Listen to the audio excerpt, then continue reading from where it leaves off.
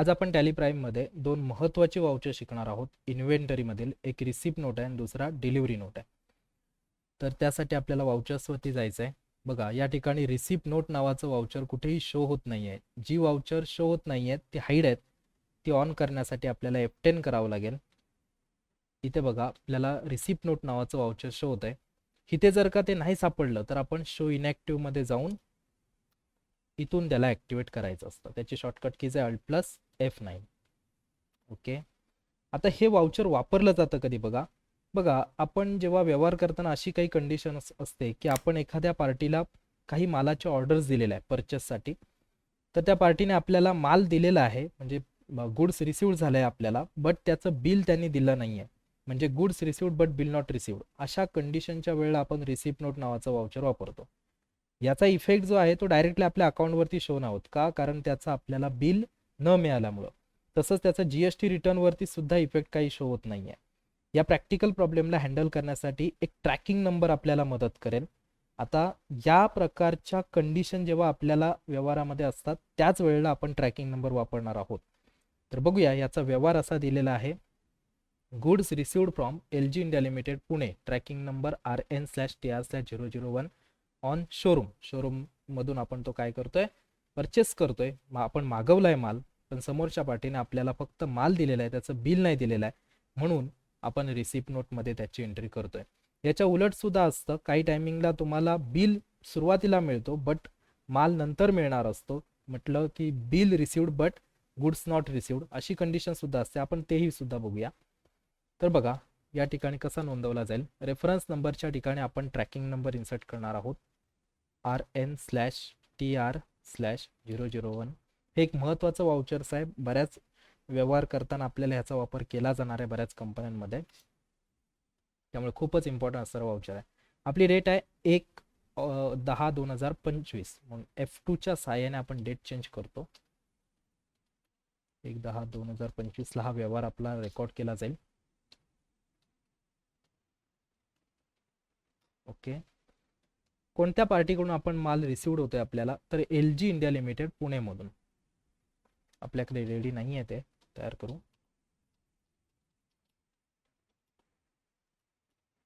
या पार्टीकडून आपण परचेस, एक प्रकारचा परचेसच आहे तो, त्याच्यामुळे आपला ह्याचा ग्रुप काय बनेल, सन्ड्री क्रेडिटर म्हणून बनणार आहे. ओके, पुण्यामधून आहे, ॲड्रेस आपण पुणे टाकू. त्याचा जर का GSTN नंबर वगैरे काय दिलेला असेल तर आपण या ठिकाणी मेन्शन करायचा. ओके, ही सध्या माहिती आपण इन्सर्ट करून ॲक्सेप्ट करू. परचेस लेजरच्या ठिकाणी आपण रेग्युलर प्रमाणे गुड्स परचेस किंवा परचेस अकाउंट्स असं आपण टाकू शकतो. ओके, नेम ऑफ आयटम, कोणता माल आपल्याला रिसिव्ड झाला आहे, 14 इंच LCD-LG म्हणून रिसिव्ड झाला आहे. आपल्याकडे तो रेडी नाही आहे, तयार करू. Alt+C,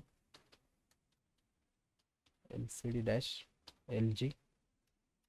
ओके, LG ग्रुप राहील त्याचा आणि कॅटेगरी राहील LCD-LG कॅटेगरी राहील. ओके, NOS मध्येच मोजला जातोय. HSN कोड आपण त्याचा टाकू. त्याचबरोबर GST, त्याच्यावरती GST लागला आहे 18%. ओके, ट्रॅकिंग नंबर या ठिकाणी आपण सिलेक्ट करू. म्हणजे काय होईल की ज्या वेळेला समोरची पार्टी आपल्याला बिल देईल त्यावेळेला आपण ह्या ट्रॅकिंग नंबरच्या मदतीने त्याला रेग्युलरमध्ये म्हणजे परचेसमध्ये कन्वर्ट करणार आहोत. म्हणून या ठिकाणी ट्रॅकिंग नंबर सिलेक्ट करू. फक्त याच कंडिशनला ट्रॅकिंग नंबर वापरायचा असतो. लोकेशनच्या ठिकाणी आपण गोडाऊन घेऊ. शोरूम, क्वांटिटी आहेत 7, रेट आहे 9,000 रुपये. ओके, आता बघा, या ठिकाणी हा व्यवहार आपला अकाउंटवरती काही इफेक्ट नाही करत आहे, त्याच्यामुळे याला GST लावण्याची काही गरज नाही आहे. कारण GST जरी लावला तरी पण त्याचा काही मिनिंग राहणार नाही, कारण तो आपल्या GSTR1 वरती पण काही, GSTR3B मध्ये पण काही इफेक्ट करणार नाही आहे. कारण हा आपला एक प्रकारचा परचेस असल्यामुळे त्यामुळे GST रिटर्नच्या वेळेला पण काही इफेक्ट होणार नाही आहे. त्याचबरोबर आपल्या अकाउंटवरती सुद्धा याचा काही इफेक्ट शो होणार नाही आहे, कारण तो एक इन्व्हेंटरीचा अर्धवट व्यवहार राहतो. म्हणून आपण लावला नाही लावला त्याचा काही मिनिंग नाही आहे. आपल्याला या ठिकाणी आपण लावायचं असेल तर आपण लावू शकतो, जेणेकरून पुढे प्रॉब्लेम होणार नाही. काही त्याचा इश्यू काय होणार नाही आहे. इनपुट CGST, कारण एक प्रकारचा परचेस आहे म्हणून. आता 18% आहे म्हणून आपण त्याला या ठिकाणी 9% लावून टाकू. ओके. त्याचबरोबर इनपुट SGST, याचा काही एक इफेक्ट होणार नाही. जरी नाही लावला तरी पण त्याचा काही इफेक्ट होत नाही आहे, आणि लावला तरी सुद्धा काही इफेक्ट होत नाही, म्हणजे तो मिनिंगफुल आहे. No problem. Yes. Way bill आहे. वे बिल आपण पुढे शिकणार आहोत कशा पद्धतीने केलं जातं ते. नरेशन देऊन आपण ॲक्सेप्ट करू शकतो. आता बघा, ही एंट्री जी आहे ती आपल्या अकाउंटवरती कसा फरक नाही करत किंवा कसा इफेक्ट नाही करत ते आपण आता बघूया. त्यासाठी तुम्हाला जावं लागेल बॅलन्स शीट्स. बघा, करंट लॅबिलिटीमध्ये ड्युटीज अँड टॅक्सेसमध्ये आपण या ठिकाणी इनपुट CGST SGST ही सुरुवातीची दिसते, आताचा ह्याच्यावरती काही परिणाम झालेला नाही आहे. त्याचबरोबर सन्ड्री क्रेडिटरमध्ये परचेस बिल टू कम, अजून आपल्याला बिल यायचं आहे, कारण हा कशामध्ये झाला बघा, इथे डायरेक्टली परचेस आपला आलेला नाही आहे. परचेस बिल टू कम, आपण माल आलेला आहे बट त्याचं बिल आपल्याला यायचं आहे. हे बघा, goods received but bill not received, माल आपल्याला रिसिव्ड झाला आहे पण त्याचं बिल रिसिव्ड नाही झालं. परचेस बिल पेंडिंगमध्ये आपल्याला ते शो होत आहे. 7 क्वांटिटी आपल्यास काय राहिलेल्या आहेत, परचेस बिल पेंडिंग, त्याचं बिल आपल्याला येणं बाकी आहे, म्हणून त्याचा अकाउंटवरती काही एक परिणाम होत नाही आहे. म्हणून GST लावलात नाही लावलात तरी पण त्याचा काही एक फरक नाही. तसाच त्याचा आपल्या रिपोर्टवरती, आपल्या GST रिपोर्टवरती सुद्धा काही फरक नाही होत आहे. जसं की स्टेटस रिपोर्ट, GST रिपोर्ट, आपला परचेसवाला रिपोर्ट इथे राहतो. या ठिकाणी सुद्धा आपली एंट्री अजून काही पोस्ट झालेली नाही आहे. ओके. मग ते शो होणार कुठे, स्टेटमेंट ऑफ इन्व्हेंटरीमध्ये आपल्याला सापडेल, जे आता आपण रिसेंटली गेलो होतो. परचेस बिल पेंडिंग, बघा या ठिकाणी शो होत आहे goods received but bill not received, bill received न झाल्यामुळं त्याचा आपल्याला या ठिकाणी शो होतं, अकाउंटवरती शो होत नाही आहे. ओके. आता एक 2-4 दिवसाने आपल्याला काय झालं, त्याचं बिल सुद्धा रिसिव्ड झालं. तर आता आपल्याला बिल मिळालेलं आहे, तर आता त्याला आपल्याला कन्वर्ट करावं लागेल. त्यासाठी ट्रॅकिंग नंबर मदत करेल. बघूया, कन्वर्ट करण्यासाठी आपल्याला कुठे जायचं आहे, वाउचर परचेसमध्ये कन्वर्ट करायचा आहे, कारण आपल्याला तो बिल रिसिव्ड झाला म्हणून आपण त्याला परचेसमध्ये कन्वर्ट करू. RN/TR/001 हा आपला ट्रॅकिंग नंबर टाकायचा. पार्टी अकाउंट नेमच्या ठिकाणी आपण पार्टीचं नाव टाकू, कुठल्या पार्टीकडून आपल्याला माल रिसिव्ड झाला होता, त्याचं बिल सुद्धा रिसिव्ड झालेलं आहे, तर LG इंडिया लिमिटेड. ओके. या ठिकाणी बघा, इथे ट्रॅकिंग नंबर शो होत आहे. जर का ही सेटिंग आपल्याला सापडली नाही तर ती सेटिंग ऑन करायची असते F12 मधून, provide receipt order and import details म्हणून, त्याला येस करायचं असते. ओके. इथे आपण ट्रॅकिंग नंबर देऊ. बघा, या ट्रॅकिंग नंबर इथे सिलेक्ट केल्यामुळं या ट्रॅकिंग नंबरला लिंक असलेले सगळे प्रोडक्ट, सगळे डिटेल्स आपल्या समोर ऑटोमॅटिकली शो होणार. बघा, ऑटोमॅटिकली शो झालेले आहे. आत्ता याचा परिणाम आपल्या अकाउंटवरती शो होईल. बघू, बॅलन्स शीट्स, करंट लॅबिलिटी, बघा ड्युटीज अँड टॅक्सेस वाढलेला आहे. 8,610 रुपये आपले इनपुट GST मगाशी कमी होता, आता वाढलेला आहे, कारण आपला तो रेग्युलरमध्ये कन्वर्ट झाली एंट्री. त्याचबरोबर सन्ड्री क्रेडिटर्समध्ये जाऊन, मगाशी या ठिकाणी आपल्याला परचेस बिल्स कम दाखवत होतं, आता या ठिकाणी आपण परचेसमध्ये रेग्युलरली एंट्री आपली आता रेग्युलर झालेली आहे. जे काय बिल पेंडिंग होतं ते आपण रिसिव्ड केलं, म्हणून हा महत्त्वाचं वाउचर होतं. त्याचबरोबर आपल्याला अजून एक वाउचर शिकायचं आहे, ते म्हणजे डिलिव्हरी नोट. सेम याच्या अपोजिट राहील. Use for recording goods deliver to customer, कस्टमरला आपण जेव्हा माल डिलिव्हर करतोय बट त्याचं बिल आपण तयार नाही करत आहे. डिलिव्हरी नोट या ठिकाणी शो नाही होत आहे. F10 show inactive delivery note. Okay.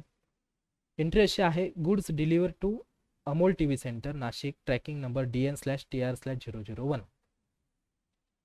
DN/TR/001. Date आहे 1/10चीच आहे. पार्टी अकाउंट नेम आहे अमोल TV सेंटर म्हणून, आपल्याकडे रेडी नाही आहे, आपण तयार करू.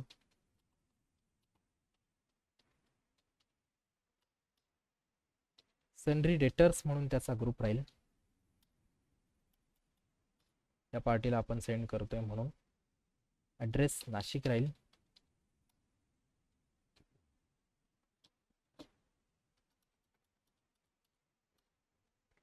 Cells goods name of item, आपला जो काय माल आपण घेतला होता तो माल आपण ह्याला देऊन टाकू. थोडासा माल त्याला आपल्याला प्रोव्हाइड करायचा आहे. ट्रॅकिंग नंबर इथे सिलेक्ट करणं गरजेचं आहे, कारण याने आपण त्याला सेल्समध्ये नंतर कन्वर्ट करणार ज्या वेळेला आपण बिल त्याला देणार आहोत त्यावेळेला. लोकेशन राहील या ठिकाणी आपण देतोय त्याला, इथे एक लोकेशन आपण शोरूम टाकू. चला शोरूम मधून देतोय. क्वांटिटी आहेत 4. रेट आहे आपला 9,000ला खरेदी होती तर आपण 10,000ला विकतोय. ओके. सेम CGST SGST जरी आपण नाही लावला त्याचा इफेक्ट काय तिकडे होत नाहीये, म्हणून मी काय करतो याला कंट्रोलने ऍक्सेप्ट करतो. याचा इफेक्ट आपला बॅलन्स शीट्स वरती काही शो होणार नाहीये. सॉरी, असेट्स मध्ये डेटर्स बघा, सेल्स बिल टू मेक, अजून आपल्याला बिल बनवायचं आहे. माल डिलिव्हर झाला आहे बट त्याचं बिल आपण अजून बनवलं नाही. Goods deliver but bill not made, म्हणून तो आपल्या अकाउंटवरती त्याचा काही परिणाम नाही करत आहे. तर आता त्याचा आपण बिल पण बनवूया. त्याचबरोबर आपला जो स्टॉक्स होता बघा, इथे मगाशी स्टॉक्स आपण LG कंपनीचा घेतलेला होता. इनवर्ट 7 क्वांटिटी आपण परचेस केल्या होत्या. आता त्याच्यातले 4 क्वांटिटी आपण डिलिव्हर केलेल्या आहेत. 3 क्वांटिटी आपल्या बॅलन्समध्ये राहिलेल्या आहेत. बट इथे काय सांगताय, सेल्स बिल पेंडिंग आहे. अमोल टीव्ही सेंटरला तुम्ही माल फक्त डिलिव्हर केला आहे बट त्याचं बिल अजून तुम्ही दिलं नाहीये, ते पेंडिंग आहे. याच्यामुळे याचा GST वरती काही परिणाम होणार नाही आहे रिटर्न करताना. म्हणून आता आपल्याला काय करायचं, त्याचं बिल सुद्धा आपण तयार करून घेऊ. त्यासाठी एफेक्ट मध्ये त्याला कन्वर्ट करायचं आहे. सेल्स एफेक्ट सेल्समध्ये आता आपण त्याचं बिल तयार करून देतोय, म्हटलं की त्याला रेग्युलरमध्ये घ्यावा लागेल. एफेक्ट सेल्समध्ये DN/TR/001 हा ट्रॅकिंग नंबर खूप मदत करतो आपल्याला, कारण ह्या ट्रॅकिंग नंबरच्या सहाय्याने जे काही प्रोडक्ट्स असतात ते आपण रेग्युलरमध्ये कन्वर्ट करतो.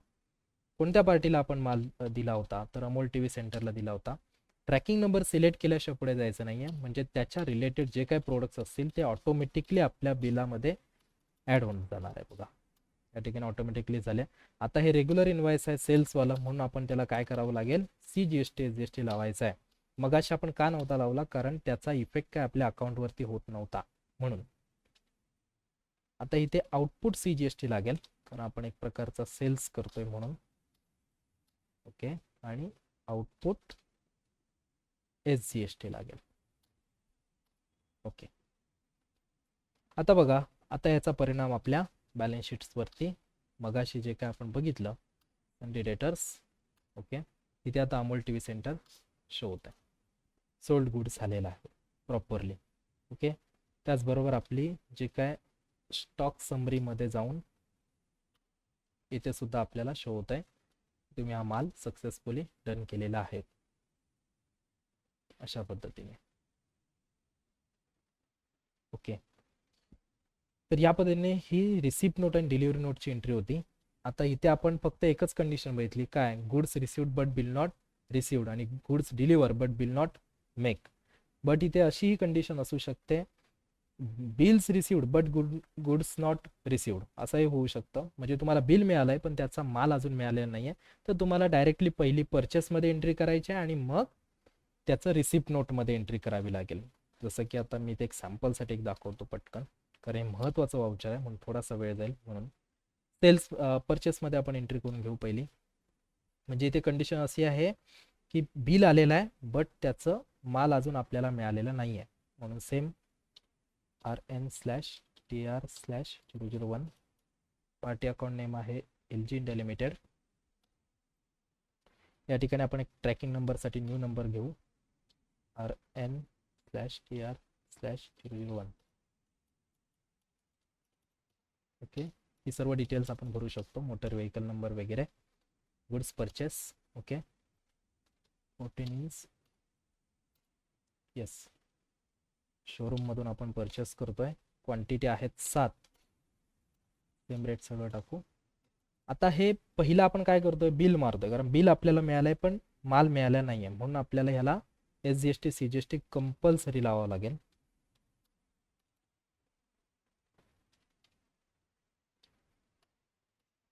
ओके, आता बघा याचा परिणाम आपल्याला अकाउंटवरती होणार आहे. बॅलन्स शीट्स, लॅबिलिटी, बघा या ठिकाणी लॅबिलिटी आपली वाढलेली आहे, टॅक्सेशन वाढलेलं आहे. त्याचबरोबर परचेस बिल्स टू कम, या ठिकाणी काय झालेलं आहे बघा, bills received but goods not received. माल बिल आलेला आहे पण त्याचा अजून अद्याप आपल्याला माल मिळालेला नाही आहे. ठीक आहे. तर आता आपण ह्याला मग नंतर जेव्हा आपल्याला माल मिळणार असतो त्यावेळेला आपण याच ट्रॅकिंग नंबरच्या सहाय्याने रिसिप्ट नोटमध्ये त्याची एंट्री करावी लागेल. सेम, फक्त त्याच्या उलट झालं, बाकी काय नव्हे.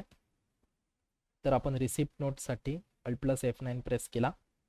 Same RN. आता आपण याची उलट करतोय. आता आपल्याला माल मिळतोय. मगाशी पहिला माल आला होता, बिल नंतर आलं होतं. इथे आता उलट आहे, बिल पहिलं आलंय आणि आता माल आपण घेतोय. म्हणून पहिला परचेस मध्ये मारली आणि आता रिसिप्ट नोट मध्ये मारायचे, म्हणजे रेग्युलर होऊन जाईल ते.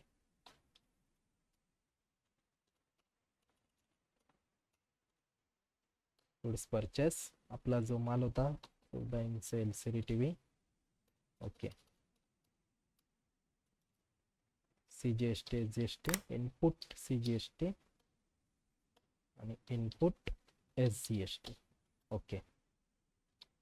बघा आता या ठिकाणी balance sheets, current liabilities, indicator, बघा एनजीएनएल रेग्युलरली झालेला आहे तो सप्लायर्स, गुड्स परचेस केला. बरोबर. अशा दोन्ही कंडिशननुसार आपण हे वाउचर सोडवू शकतो. तसं डिलिव्हरी नोटचं सुद्धा सेम आहे. पहिलं बिल जर का पाठवत असाल आणि नंतर माल पाठवणार असाल तर पहिलं सेल्समध्ये मारायची एंट्री आणि त्याच्यानंतर डिलिव्हरी नोटमध्ये मारायची. आणि आपण पहिली कंडिशन्स काय बघितली होती, गुड्स पहिला पाठवला होता आणि बिल नंतर देणार होतो, त्यावेळेला आपण पहिलं डिलिव्हरी नोटमध्ये मारली आणि त्याच्यानंतर त्याला ट्रॅकिंग नंबरच्या सहाय्याने सेल्समध्ये कन्वर्ट करून घेतली. ओके. महत्त्वाची वाउचर्स आहेत, वारंवार याची प्रॅक्टिस करा.